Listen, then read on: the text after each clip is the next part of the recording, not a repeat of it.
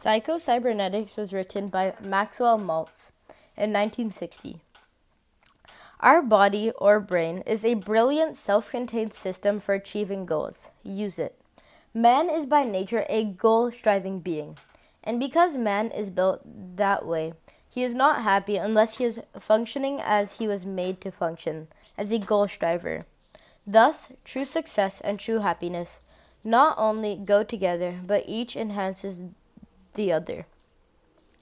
According to the non-profit Psycho-Cybernetics Foundation, worldwide sales of this book, including the editions of 5 U.S. publishers and the many foreign translations issued since 1960, exceeds 25 million copies.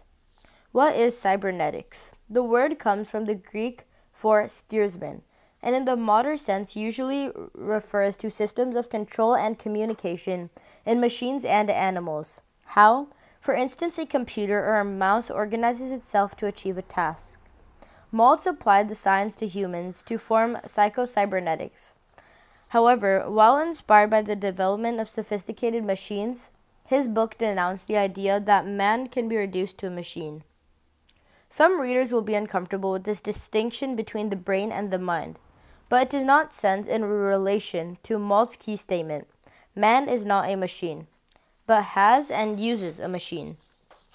This distinction is crucial to understanding the larger subject of the book, setting and achieving goals.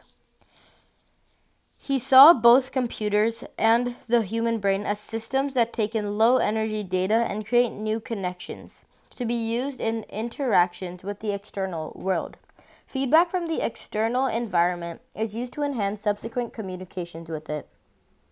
Maltz thought, why couldn't his technology be applied to human achievement? He realized that the key point about the loop is that he gains in automaticity when the target or goal is clearly fixed. When you first learn to drive, you have to worry about every car and process every sign ahead of you on the road. The result is that you become more slowly and are liable to get lost. In time, however, driving becomes easy because you know your destination when you sit behind the wheel, and body and mind automatically do what is necessary to reach it.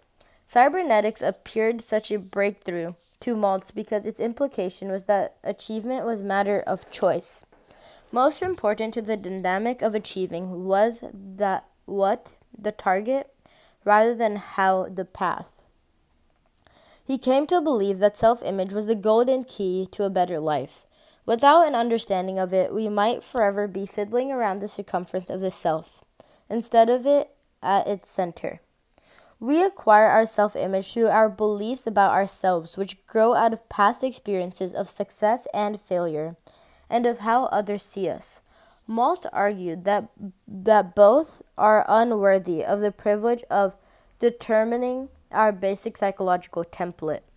The point is that a positive self-image that can see you fulfill your dreams does not happen by accident.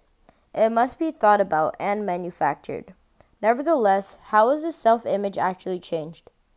What if the person has experienced little but failure? This was a disturbing question for Maltz, since the evidence was that self-image was changed by experiencing, but not by intellectual means. Living out the image.